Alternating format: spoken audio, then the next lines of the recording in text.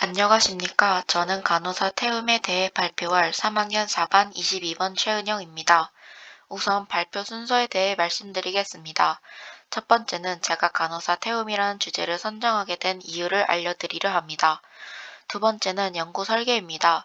저는 질적 연구 방법을 주로 삼아 질문지법과 면접법을 사용하였습니다. 면접법 과정 중에서 사전에 허락을 받은 일부 내용만을 알려드리고, 이는 개인을 특정 지을 수 있는 개인 정보를 제외한 모든 내용을 함축적으로 담아 설명한다는 뜻입니다. 세 번째로는 수집한 자료에 대해, 네 번째는 자료의 분석 및 해석, 다섯 번째는 결론 및 재론으로 저의 소감을 마지막으로 하여 발표를 마치겠습니다. 우선 주제 선정 이유입니다. 혹시 태움이라는 말을 들어보신 적 있으십니까? 태움이란 영혼이 제가 될 때까지 태운다는 뜻에서 나온 말로, 선배 간호사가 신임 간호사를 가르치는 과정에서 교육을 명목으로 가하는 정신적, 육체적 괴롭힘을 의미합니다.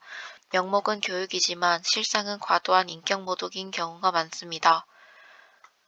이렇듯 가르친다는 핑계로 괴롭힘 등으로 길들이는 과정에서 여러 간호사 피해자분들이 발생하였을 뿐만 아니라 극단적 선택을 하는 피해자분들도 늘어나는 현 상황에 대해 근무 환경 문제와 태움 처벌이 미미하여 더 나아지지 않고 계속 태움이 발생하는 것 같아 이에 대해 깊이 조사해보고 그 방안을 모색해보고자 이 주제를 선정하게 되었습니다. 연구 설계입니다. 연구 대상은 태움 피해 간호사 및 현직 간호사분들 그리고 일반인 분들입니다. 연구 기간은 2021년 5월 15일부터 2021년 6월 1일이고 일반인 분들에게는 설문지를 만들어 설문을 실시하였습니다. 설문은 다음과 같습니다. 설문 1. 간호사들의 태움의 뜻을 알고 계십니까? 설문 2. 태움 관련 피해 사례를 보거나 들은 적이 있으십니까? 설문 3. 이를 처벌할 수 있는 관련 법안들에 대해 보거나 들은 적이 있으십니까? 그 다음은 현재 근무하고 있거나 근무 경력이 있는 간호사분들과 진행한 면접법입니다. 질문은 다음과 같고 이 질문들은 공통적으로 진행된 질문임을 알려드립니다. 질문 1. 태움을 보거나 경험한 적이 있으십니까? 있으신 분들께는 그 사례에 대해 여쭤보았습니다. 질문 2. 이를 신고할 생각이나 신고해 본 적이 있으십니까? 다음은 자료 수집입니다. 한 기사의 내용입니다. 입사 2개월 차 간호사 A씨는 병원의 인간관계 때문에 퇴사를 고민 중인데 A씨가 일하는 병원에는 신규 간호사들이 들어오면 그중 한 명을 집중적으로 태우는 분위기가 형성되어 있다는 겁니다. 그는 업무에 대해 제대로 된 교육도 없이 쟤는 또 일을 지멋대로 하고 있네 라며 면전에 대고 심하게 욕을 한다고 설명했습니다. 선배들은 미친년 같다, 꼴도 보기 싫은 년이라며 폭언도 서슴지 않는다고 했습니다. 간호사 B씨도 대학병원 입사 2개월 차입니다. B씨는 작은 실수도 환자의 생명에 위협이 되는 상황에서 충분한 사전 교육 없이 업무에 투입된다고 말했습니다.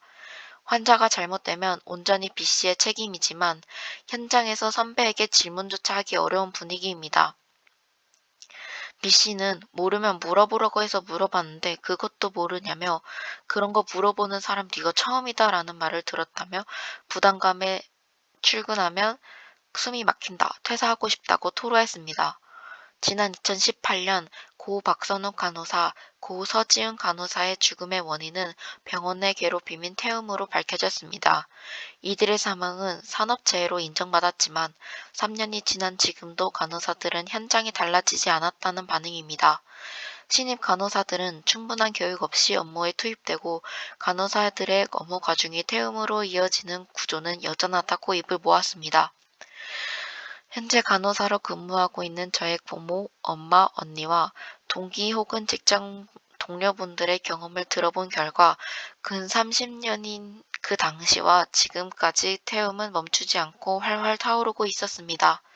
한때 저의 엄마가 간호학과 학생이던 언니에게 직접 보거나 들었던 태움에 대해 알려주며 너무 상처받지 말라는 말을 전하던 적이 있었습니다.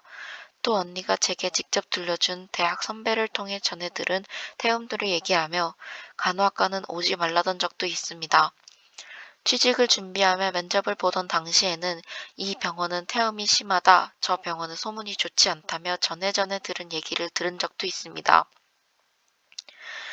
병원 간호사회가 올해 발표한 병원 간호 인력 배치 현황 실태조사에 따르면 2020년 신규 간호사 이직률은 44.5%였습니다. 2018년 42.7%, 2019년 45.5%로 상황은 개선되지 않고 있습니다. 대한간호협회 관계자는 간호사 인력이 절대적으로 부족하다 보니 간호사 한 명이 담당하는 업무가 과중한 상황이라며 선배 간호사들이 과중한 업무로 인한 스트레스가 많다 보니 신규 간호사에 대한 교육도 잘 이뤄지지 않는 게 현실이다. 이러다 보니 후배 간호사들을 대상으로 태움과 같은 현상도 발생하는 것이라고 설명했습니다. 실제로 국내 간호사 한 명당 담당하는 환자 수는 매우 많은 수준입니다. 대한간호협회가 발간한 2020 간호통계연보에 따르면 한국의 인구 1000명당 의료기관 근무 간호사 수는 3.8명으로 경제협력개발기구 OECD 평균인 8.9명의 절반에도 못 미칩니다.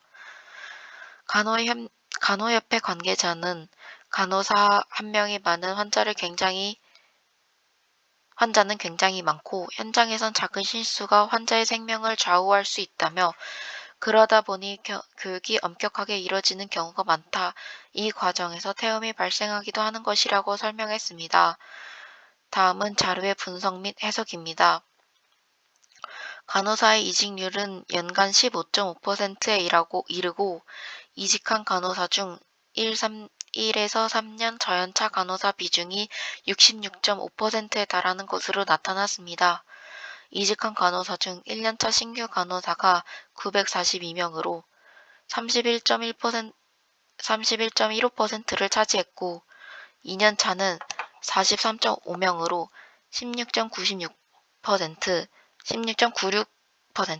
3년차는 315명으로 12.42%를 차지했습니다. 전체 이직한 간호사 2,535명 중 1에서 3년 차인 저연차 간호사가 차지하는 비중은 66.54%로 3분의 2를 차지했습니다. 직장 내 괴롭힘, 즉 태움으로 인해 저연차인 신규 간호사들의 이직 혹은 퇴사가 늘어 의료시설 내 의료진들이 개인당 맞는 환자의 수는 늘어나고 새로 들어온 신규의 교육도 같이 맞다 보니 이런 상황의 악순환으로 이뤄집니다. 이렇다 보니 시험을 쳐 간호 면허를 받는 사람들의 수는 늘어나지만 간호 인력의 수는 매번 부족해집니다. 면접을 진행하여 알게 된 결과 괴롭힘은 크고 작게 많으며 알려진 건 일부에 불과할 뿐이었다는 것이었습니다. 이를 경험한 간호사분들이 거의 대부분이며 이직 혹은 취직할 곳을 알아볼 때 이 태움이 많이 일어나는지 어떤 일들이 일어났었는지를 우선적으로 알아보고 결정하는 분들도 계셨습니다. 태움이 취직에 크게 영향을 끼치고 있다는 뜻입니다. 면접을 진행하였던 간호사분의 동료의 가족이 실제 태움을 심하게 겪고 트라우마가 생겨서 신체적 및 정신적 피해를 얻어 아직까지 약을 복용하지 않으면 일상생활에 어려움을 겪는 분도 계셨습니다. 결론 및 제언입니다. 작년 더불어민주당의 강선우 의원은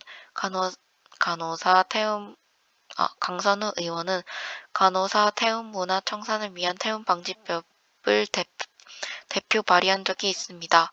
또 태움 피해로 인해 고 서지훈 간호사의 사망 사건, 최근 인터넷 게시판에 올라온 글로 여론을 뜨겁게 달군 충북대병원 가래통 투척 사건 등 사소한 작은 괴롭힘부터 피해자의 사망까지 이끄는 태움을 근절하기 위해 위에서 말한 태움 방지법 및 신규 간호사의 정착을 위한 교육 연수 제도 도입 등의 제도적 방안들을 우선적으로 도입하여 근무 환경을 개선하면 이직 또는 퇴사 비율이 줄어 인력이 다시 충분히 충원될 것입니다.